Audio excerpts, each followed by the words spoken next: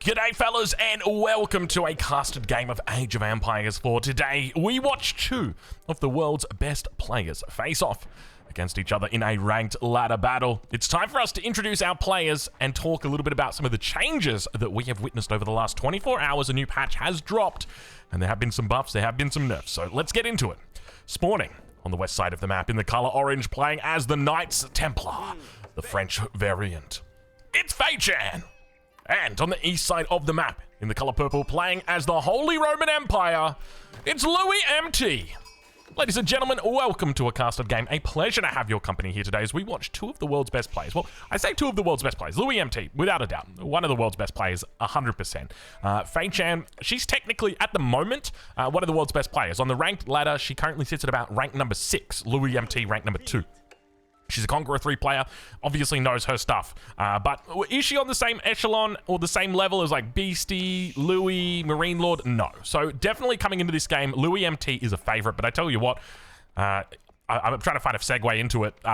If you're enjoying this Age of Empires 4 content, make sure you hit the like button. It really helps out with the traction of the videos. Now, let's get into it and talk a little bit about these games, a little bit about the changes that we're going to be seeing. We're going to ride along with this scout as we go and do a little bit of show and tell here for the patch notes that dropped about 24 hours ago. So first and foremost, we've got the Sergeant health being increased from 95 to 105. So this is one of the units that is available to the Knights Templar through their commandery system. So we'll be keeping an eye out on Faye and what she looks to go into with regard to the commandery. If we take a look here at the town center, it's through the Principality of Antioch. So maybe she looks to favor that a little bit more in this game, just considering they have been buffed. So we'll ride along with her scout now as we take a look at the next change, which is the heavy spearman cost being increased from 70 food and 30 gold to 80 food and 30 gold. So it's a small little change.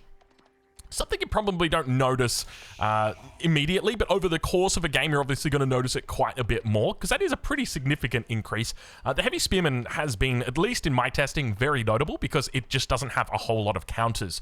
Pretty much the only counter is the Crossbowman, and if there's only one unit that you know the enemy is going to be making, then it makes it very easy for you to counter their unit as well. So we'll ride back on board with Louis' scout now as he returns back to base and take a look at those final changes. So the last changes are that the pilgrims can no longer travel along stone walls, which definitely makes a lot of sense, and the pilgrim ship speed has been reduced from 1.5 to 1. So some overall slight nerfs, buffs as well, but very minor changes here to the Knights Templar civilization. So we'll be keeping an eye out on them and seeing exactly what the play is today and how these two civilizations look to stack up against each other, because I tell you what, Louis MT obviously comes into this game as a favorite, but Faye has been absolutely grinding this game for the last couple of days. She's just been absolutely spamming out games. At the moment, she's got about an 86% win rate on the ladder, so she's doing very well. Definitely look to put her put a new set of shoes on today and just really come out and just start getting to it. So I'm excited to see how she looks to play this. Age up coming through, 3 minutes 20-ish. What does she look to go with the age up? We'll take a look and see. Here we go. It is going to be the Principality of Antioch. So looking to use those newly utilized or those newly buffed units. Of course, we're talking about the Sergeants. It's a very interesting unit. The mechanic is the first time we're seeing it in Age of Empires 4.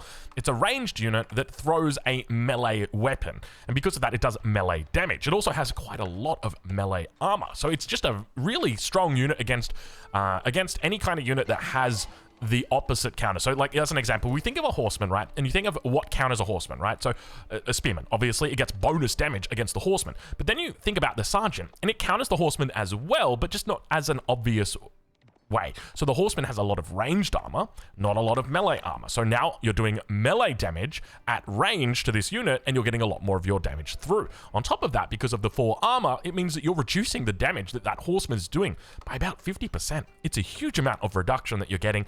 And because of that, the sergeant is a great pseudo spearman. And on top of that, it's also got a lot more flexibility. Age up comes through, 4 minutes 20. And we see that Antioch flag now coming up in the town center, immediately moving into safe passage. Not going to be looking to pick up, by the looks of it, a super duper early. Oh, she's going for a second TC. Take a look at this. In fact, over gathering on the stone. What's the go here? I don't know if she's thinking about going for stone walls potentially, but safe passage is en route. 130 gold going to be coming through. It looks like she's heading up towards the north. Sacred Site obviously knows where it is. She's playing as the Knights Templar, and I tell you what, I'm excited. I'm pumped. It's been a while since we've seen, it's been a hot minute since we've seen some Knights Templar gameplay. And going into the second TC makes a lot of sense. This is a cool build order. So what she's doing here is very, very interesting. Not only is she going for that safe passage, but she's going for the early second town center. So it's kind of like, you're damned if you do, damned if you don't, playing from the enemy perspective. Because if we think about this more from a top-down thing, you can shut down the Pilgrim, or you can shut down the TC. Which one's it going to be? And it looks like it's going to be neither. At least that's my suspicion. Louis probably going to be going for some sort of castle type of play. Do we see a second town center on the side of Louis? We do. He puts it right next to the first one. Oh, well, we could have an Elsbach game on our hands. Now, keep in mind that Elsbach is new. It's improved. Oh, man, I'm excited. I'm so pumped to see this game. This is going to be fun. This is going to be so much fun. I tell you what, if you're not looking forward to this game, I don't know why you're watching the video, because otherwise, why would you click on this video? So you're going to be looking forward to it, because this is going to be good. So we got a 2 TC showdown. Now, I'm sitting back. I've already got my drink. It's a Red Bull. I finished it, so I've got water now. But the way I'm thinking about this is we look like we might have a late game showdown in this game, just simply because you open up with 2 TCs. Louis, interestingly, going with the second TC here, I find this quite curious. So not going to be going to pick up the relics super fast. And I'm kind of thinking out loud here. What about like a fast castle with Regnitz into a second TC and then into Imperial Age? Because this is just like a 2 TC fast castle that is probably going to be happening here. Almost certainly going to be happening here. Still got a lot of vills on wood, so it could be... Oh, he's probably looking to do the farm transition. That makes the most sense. So he can get quite a nice bit of farms down here. I think, yeah, he's got room for 2 sets of farms in along this little bit right here. The wood obviously going to be defended by the town center. I tell you what, oh man, I'm actually pumped. I'm so pumped. I haven't felt this good about Age of Empires 4 for a long time. And I just want to say that, like, I guess the reality is, and I'm sure most people know this, right? Like when you love something and you start making content about it, you're incredibly passionate. That's why you do it in the first place. That's why I did it for Age of Empires 3 when I started out. When I moved to Age of Empires 4, it was the same thing. But after some time, it can become a little bit monotonous because it becomes a grind, right? It becomes work. And because of that, it can be difficult to wake up sometimes. And I know it's very hard to say this, very hard to hear this from like my sort of ivory tower, right? Where I wake up and I just cast a game and I post it to YouTube and then I go back to sleep. But even in saying that, and I appreciate how fortunate my position is, it can be difficult to want to do that. But I just want to sort of reiterate the fact that right now, watching these two guys, I have not felt this excited about Age of Empires 4 for a very long time, and that feels incredible. It feels so good to want to create content and to want to play Age of Empires 4. And speaking of playing, by the way, I'm going to get some games coming out shortly. We're going to be doing the first ranked game, I think, and I think that probably speaks volumes as well, because I haven't played a ranked game of Age of Empires 4 in quite some time. Obviously, previously, I was Conqueror 3, but I haven't played a ranked game in quite some time. But have a look at this, 2 spearmen towards the north. Louis MT not going to be able to deny it, and in the end, we get the Fei Chan gold train coming through. 13. Get out of here. Fei, get out of here. Stop it, Fei. Stop it. What is she doing? Are you serious right now, Fei? This can't be real. This can't be real. I thought she was going a little bit crazy. Dude, look at the macro. Oh my lord. She is actually reaching her final. She's like Goku right now. Her hair is turning blonde. She is absolutely... Oh my lord. It's so smart as well. Like, this is such a small investment. It's already paid itself off, but now you're able to just kind of force your enemy to do something that they don't want to have to do. Extra little APM that they've got to now focus down on. So, of course, they're able to take out the Pilgrim. But obviously, you know, this is...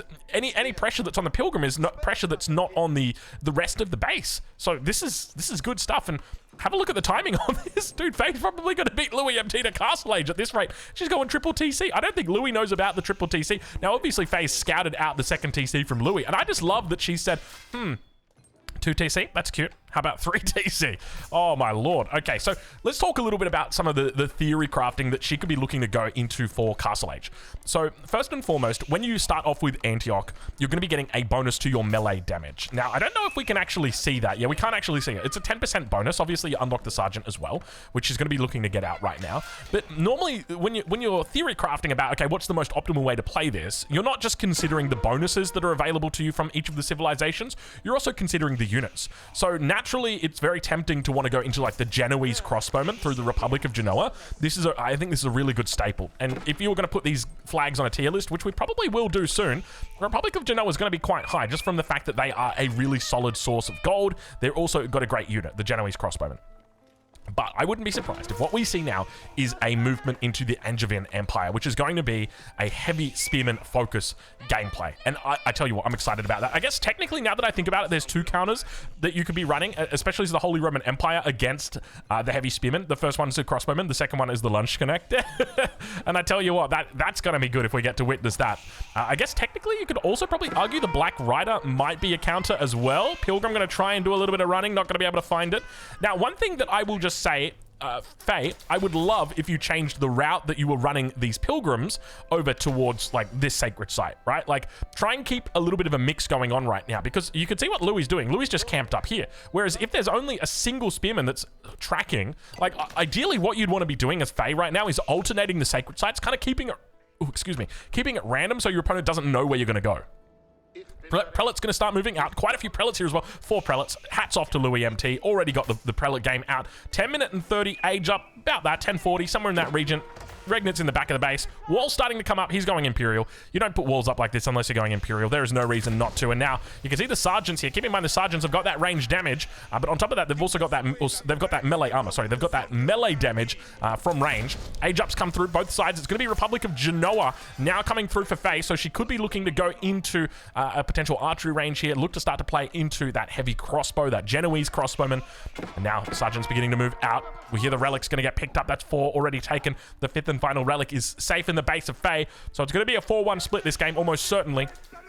She's cleaned up all of the deer towards this west side of the map. And now that Pilgrim going to get caught out of position. And so far in this game, you got to give the advantage to Faye. Just keep in mind her villagers are absolutely printing right now. Whenever these villagers are on wood, it's a feels-good moment. It's a very feels-good moment. Sergeant upgrade now coming through. She's looking to move into quite a few more of these.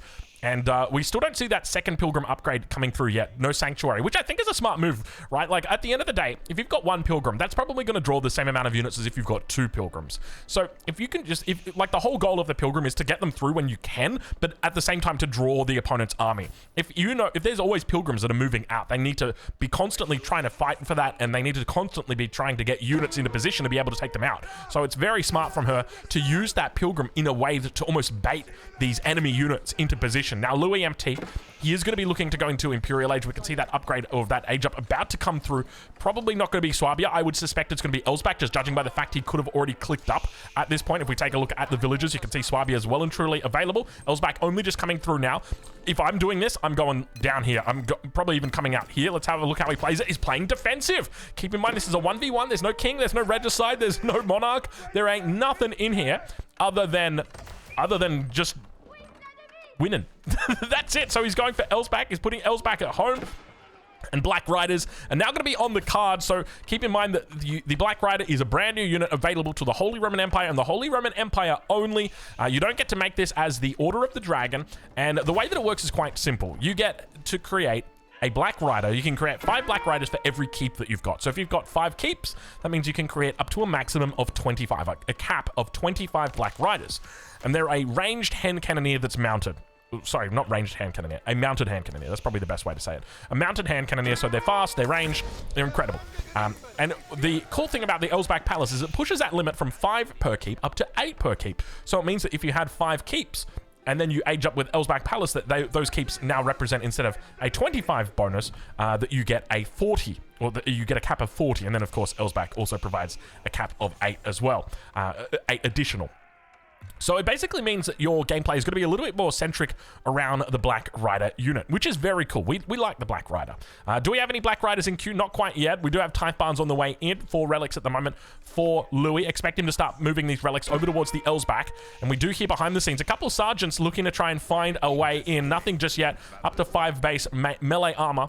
More sergeants coming out across the map as well. Keep in mind, these guys obviously got buffed up. If we take a quick look at the patch notes, let me move forward and press this button right here. So it's only the feudal age sergeant that got buffed. The veteran and the elite upgraded units are still exactly the same as where they were. So don't worry right now. The balance is still ripe, and oh my lord, those sergeants, dude. I love the way the front ones throw and the back ones are moving forward, and they move the ones that are throwing forward at the same time, so you can kind of like keep up with the enemy.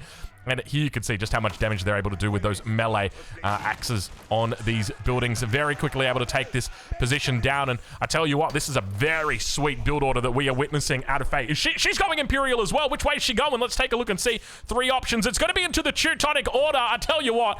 Oh, man, I'm so pumped. I am... Oh, dude, I'm telling you. You know, I was talking earlier about it. I hope you could feel my excitement. I hope that's translating over to you, because I'm so damn excited to watch this game and to witness this, because we've got I guess an unfavorable matchup in the sense that you've got Louis MT up against Faye. Now, all respect to Faye, she's obviously been grinding out. She's been, you know, absolutely going ham on the ladder right now. So she's in with a real chance to win this game. But typically we do tend to see quite a few Faye defeats on this channel. It's almost a bit of a meme, the same way that Beastie games are a bit of a meme on this channel. Look.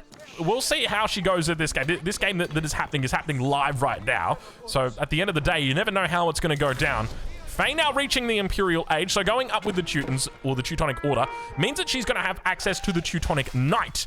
And with that, she's obviously got the extra damage that's come through from the Principality of Antioch, that extra 10%. She's also getting the extra gold that's coming through from your Pilgrim. So at the moment, it only says 130, but the amount that she actually gets is a little bit more than that. And she can pair this with the Genoese crossbowman. So we'll keep an eye on whether that all happens or not. Vil's going to start moving out. She's dropping a keep, isn't she? Or dropping a fortress. So here you can see 169 gold coming through on each of these Pilgrims. Little bit of units down here to the south. She's also putting pressure on towards the front. The sergeants, I feel like the sergeants are a unit that are just very difficult to deal with, because how do you catch this unit, right? Like, at the end of the day, archers are effectively what counter this unit. They're a heavy melee infantry, so the archer is going to do quite effectively when it comes to countering them. By the way, is this close enough to be getting the bonus? I hope this is close enough to be getting the bonus for the Pilgrims. I'm a little bit worried that it might be just one tile short. We'll have to wait and see what the play is here, because keep in mind that your fortresses do provide a bonus as an upgrade that you can get, where they increase the amount of gold that your Pilgrims get, and you can obviously stack that up with the gold that you're getting on top of Genoa. So we'll have to keep an eye out for that and see whether or not she looks to play into it. But already we see the Teutonic Knights coming through. Now, my theory to counter these is Black Rider's Lance Connector and maybe like some Men-at-Arms in here as well. Could do some work, but the main thing is going to be the Lance Connector. So it's going to be a large gold focus. Now, we do see Black Riders are already starting to come out on the side of Louis MT. Here they are. This is the first time I think we're ever really seeing these units on this channel. Now that I think about it, it probably is the first time you guys will be seeing this if you don't watch any other Age of Empires 4 content on YouTube, which would kind of be crazy considering there is a beast in the east and he is absolutely printing these days. Yeah, this is the Black Rider, one of the brand new units for the Holy Roman Empire. It's got a hand cannon, just the same way the hand cannoneer has got it. Not a whole lot of line of sight, so he could run into some troubles right here as he makes his way across the map. As long as the sergeants are not in the same position, you can see at the moment he's got the move command out towards this spot, spots out the gold vein. There's no Vils on the gold vein, a little bit of a red flag that you might be watched. Let's take a look and see. There's the sergeants together with the Genoese crossbowmen. Actually, no, I take it back. It's not sergeants. And look at the damage that gets done on those Black Riders. Immediately, we can see that they start taking a big hit. Sergeants over towards the east side have taken out a whole bunch of villagers. Vil count 99, 101 against 81. And look at look at how little damage these guys take, dude. Oh, my lord. And they just... It's one of those things... I love the Teutonic Knights, bro. These are so good. The new units facing off against each other. And you can see that Louis MT is going to run away from this. He's already got the Caracol click by the looks of it here. Runs in underneath the fortress. How are we doing on upgrades? She's already picked up the gold upgrade by the look of it. Vil's going to go down very quickly. And we've got the Black Riders firing off with their Caracol upgrade. And now it's going to be on cooldown for 60 seconds. A very cool upgrade. It allows you to shoot and scoot very easily. Towards the back of the base, the sergeant's now coming through. Louis MT, he's got the trade super highway coming through right now. Obviously yet to complete the market in the back corner. But he'll get it down shortly, I'm sure. Realizes that he's going to need a lot of gold this game. He's going to need to start printing Lance Connector. But we do start to see Men-at-Arms coming through. Now, keep in mind, Men-at-Arms against elite sergeants. The sergeants have got 8 melee armor. Cannon emplacement just arrives on time. And now defense... I can hear all the crowd shouting out defense right now, but the sergeant's going to be troublesome for Louis MT to deal with here. Now, of course, there's still going to be balance issues. Obviously, we've had that balance patch that's come through and changed this civilization, but I do suspect there's still going to be more little tweaks that need to be done, so keep an eye out for those in the coming days, weeks, months, as we continue to move forward. But Teutonic Knights now looking to push through from the front side. Louis MT, he's obviously played into a Men-at-Arms style with Black Riders here. But I'm kind of curious to see whether or not he regrets this decision, because normally we see like elite knights coming out from the Holy Roman Empire, like fast Imperial kind of thing. But the fact that we've had both of these players go fast Imperial straight away is very impressive. And now Teutonic Knights together with the Genoese crossbowmen up against the men-at-arms and the Black Riders on the back line. Black Riders obviously going to be able to shred through this, and you can see him moving forward, trying to get close to these Genoese crossbowmen. They've got 6 tiles of range compared to the Black Rider with 4 tiles of range. But at the end of the day, it looks like the Black Riders should be able to provide the hurt that they need to get through this front line. And it means at the end of the day, the Genoese crossbowmen will go down. They've been upgraded to elite already. Of course, the Teutonic Knights come out of the gate as elite units. Now, let's talk a little bit about the way that these units work. So, not only do they provide an aura to all of the enemy units around them that reduces their armor, they also get a stacking bonus. So, basically, the way that it works is the more units that you kill, then the more damage you do and the more health that you get. At the same time, we start to see fortresses placed around this map. So, Faye is definitely, I tell you what, Faye, hey, I'm impressed. Maybe it's the Knights Templar playing, but maybe it's Faye playing as well. And you got to appreciate, I mean, real recognize real. What we are witnessing right now is some real potential power. I think that triple TC really was quite a smart move. She obviously scouted out the second. She never scouted the second TC. Did she? She just assumed. Bro, she is hardcore. She never scouted the second town center. She just assumed that her enemy was going to play second TC. Oh, she probably just scouted the stone. Okay, we'll just make that assumption. She scouted the stone, and that's how she knew the second TC was coming online. But now the fortress in the center of the map. She's going to be looking to play into this quite a bit here.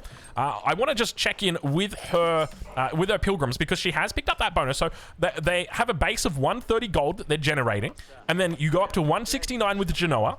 And then from here, you've also got the upgrade called Treasure Towers, which increases that by 20% again. So hopefully we see that 169 actually is a little bit higher, but it's all going to depend on whether or not she did make the correct decision with the placement of this. Because remember, we've got a number of different things that are happening here. The first thing is that we've got the attack range. The second one is that we've got the influence range for our fortress, which increases the health of walls and gives them an arrow slit. And then the third thing, which is this ring right here, this is the bonus for the desert outpost. So let's have a look and see. 203, there you go. Yeah, so these little guys get a buff on them. Treasure Towers.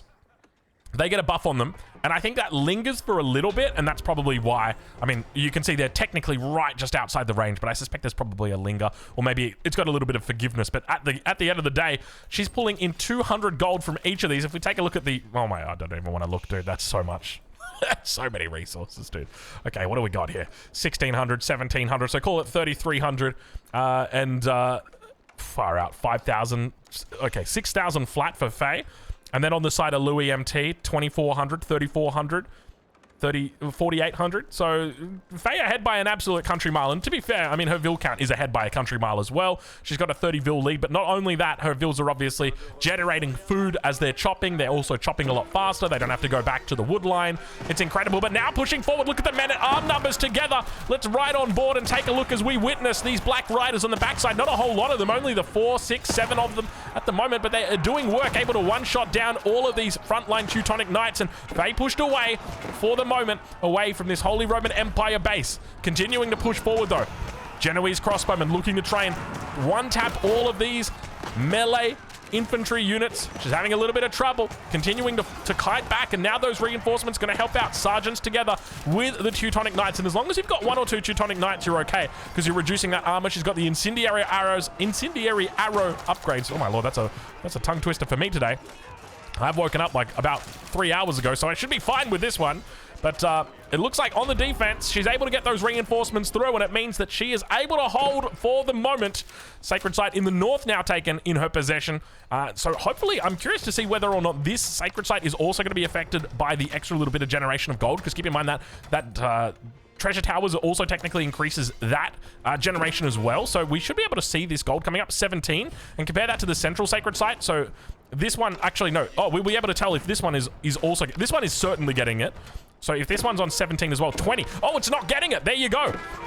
So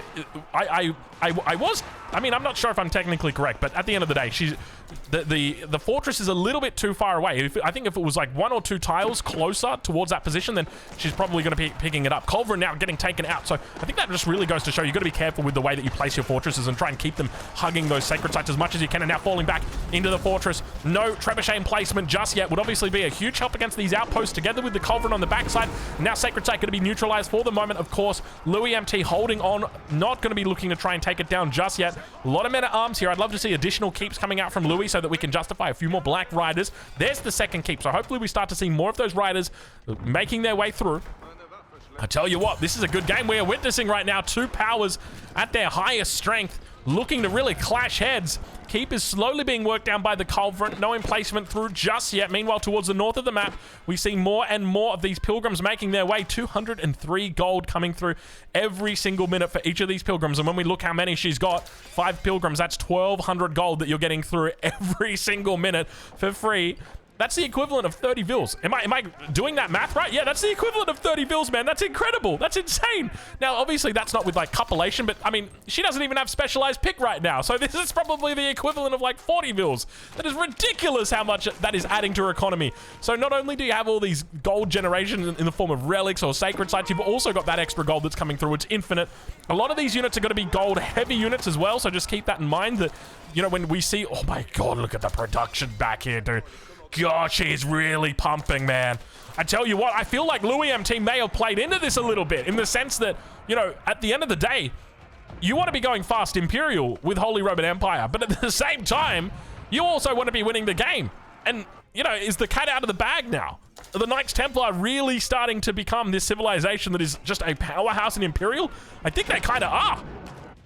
The fact that you're able to continue to aggress on your opponent with defensive infrastructure, secure the map, you're encouraged to get fortresses, and when you do have those fortresses out, they're going to be adding to your economy in an incredible way. And she's combined that together with Genoa, and obviously the treasure tower was upgraded, now beginning to push forward as well. She's got to be careful not to overextend here. Numbers looking good for her at the moment, 200 out of 200. And keep in mind, these 40 villages that are marching across the map every minute, these villages don't cost any population.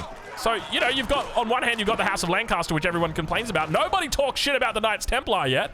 And I tell you what, there's going to be a good reason why, because, well, Faye is definitely showing us the light in how it is done. Meanwhile, behind the scenes, Black Riders getting caught out of position by the Sergeants. The Genoese cross... Oh my God, look at the damage that they do. 34 damage with a +10. Against melee infantry. They are just absolutely crushing it. Sergeant's moving forward. Mangonel's in play. You can see how much damage he does to the Mango. Almost one-shotting the Mangonel with just a handful of Sergeants right there. They've all got that melee armor, or that melee damage, and you can see there's no melee armor on the Mangos. I tell you what, the Sergeant is the key to defeating the late-game siege. And now continuing to kite away. Keep in mind, all of these units just representative of a single military population. None of these are 2-pop units at all, unlike the siege that we see on the other side of the map towards the north. Oh my Lord. Dude. Is it wild of me to continually be surprised by the amount of units she's just got on the field? It just feels like there's just so many units everywhere. Just cleaning up constantly. She's pushing at one point at the same time, pushing to the north. It's so difficult to... How do you justify... Oh my Lord, the boiling oil manages to do so much work on this keep. That is incredible. And now around the backside, the men-at-arms going to try and take this down, but they've made one fatal mistake. They didn't consider the fact that Faye has got that boiling oil, and you can just see how much damage it is doing. A huge amount of work here. At the same time, the stone walls have got a little bit of arrow action coming in. Not a whole lot. You can see 8 health on this guy here. He's not taking a whole lot of damage. Down to 6 now, so only 2 damage a pop. Vils are about to be revealed in here. Towards the north, the other keep is going to be going down. Vils on the backside repairing it up. Meanwhile, more Vils now coming out to help repair as reinforcements look to try and help out Faye in this game. Louis MT on the north of the map going to be losing this keep any second. Insufficient stone. No, not right as the Black Riders come online. Unfortunately, that keep goes down, and with that, the gold, the stone no longer secured. Meanwhile, towards the south side, the fortress goes down as well. Both players are converting their military advantage into a defensive reduction on the enemy side. More fortresses now going to be coming up. Faye immediately replacing this one with only a handful of villagers. I tell you what, I'm losing my voice here. Just give me a second, folks. It is this is a game, that is for sure. Okay, we're back. We're okay. I tell you what, wow. And I think this is one of the things I love about the Knights Templar, is the fact that not only are you putting down a defensive fortress that is acting as a landmark, you're also increasing your economy behind this. Every single fortress that you get is adding that extra gold in. So when you play into something like Genoa, when you play into the bonuses of treasure towers, you are just really pushing your economy to the next level. Like, each one of these should be 130 gold, but it's not. It's closer to 200 gold. And because of that, it just means that you are really able to push your economy to a crazy limit. And keep in mind, she's only at 112 villages, but her economy right now would be like it was at 150. That's the kind of difference. Now, of course, there's going to be relics in play on the side of Louis and all that good stuff, but fortress going to be cancelled. Meanwhile, towards the south side, it looks like the fortress is going to be taking out both players, just kind of ignoring the concept of siege for the moment, with the exception of Louis in the north, excuse me. More units being rallied out across the map. Have a look at the resources she's got in the bank as well. But at the end of the day, able to clean this up. She's got the keep, as well as the stone walls, protecting the sacred site in the north. More pilgrims make their way across the map. And Stonewall continues to get expanded. Ville's on the move. Big army for Louis. A lot of siege involved in this. We could be seeing these players coming to a climax together in the north of the map. Working down this wall slowly. Beginning to focus out one central pillar. A lot of men-at-arms here as well for Louis. Only the 8 Black Riders. Of course, he's got a couple of keeps up in the back, but I'd love to see him add to that number even more. They're obviously expensive units. If we take a look at just how much they cost, I'm sure we can find an archery range somewhere in here. Somewhere in here. There we go. Somewhere in here. We got the Black Rider, 150, 150. So they're not a cheap unit. We'll say that much. But now Fade. Coming in from the south side. Louis MT could be in a little bit of trouble. Let's get that UI out of your face and instead get that unit into your base. Across the top of the walls, we can see the Genoese crossbowman standing strong. She's actually able to hold the line for the moment. Meanwhile, behind the scenes, look at the sergeants as they race towards the mangonels, able to one-shot out. Not one shot, it was a couple shots. But look at the damage that gets done on those mangoes. Meanwhile, behind this, the Teutonic Knights, together with the Genoese crossbowmen, continue to push up. She's cleaning up all of the siege with these units. Incredible performance from Faye at the moment. She is holding on for dear life. The trebuchet emplacement is through. A whole bunch of vills inside that keep as well to provide a little bit of cover fire. But Louis MT able to hold for the moment, securing the gold as well. Potential keep might be coming through soon. Now looking to siege down that fortress, and we are witnessing the golden age of Age of Empires 4. That is for sure. These games are incredible. Did you see the arc on that trebuchet? Did you see the arc on that trebuchet? That's UFO tech right there. You can't do that with conventional gravity. Lots of gold coming through. Let's see this. Fire. Fire, my trebuchet. Fire. Why did the trebuchet not fire? I didn't see the trebuchet boulder. Oh, my lord. I tell you what, that was incredible. That was incredible. But look at this. The defense is still... I think that boulder just goes like... It just went straight down. Let's see if we can watch it again. They definitely need to work on the timing of the trebuchet boulders. Dude, where are your boulders? Oh my lord. All right, let's get that UI back in here and take a look at where these economies currently stand. Behind the scenes, Faye is looking to try and secure a little bit more of an economic advantage. 123 against 109 for the moment. Louis MT sitting at 2k, 3.55k, 5.2k. We'll call it 5.2k. Meanwhile, on the other side of the map, Fei Chan sitting at about 3, 5.2k, 5.4k. So economy's even, Stevens. Military, not so much. Fei now starting to push down upon Louis. 33 minutes into this game, we have got an action-packed Imperial Age face-off, but we are witnessing the dawn of a new age. Ladies and gentlemen, wow. She's actually doing it. She's actually putting Louis MT right now on the ropes. A lot of Genoese crossbowmen coming through. And that is it, ladies and gentlemen. She does it with 3 unique units, all coming towards the front. The commandery system well and truly in play here today as Faye takes out Louis MT. Now, make sure you go check out these 2 creators. The links are going to be down in the description where you can watch them live over on Twitch, over on Billy. So go say good day for me, and we'll catch you in the next one. What a game.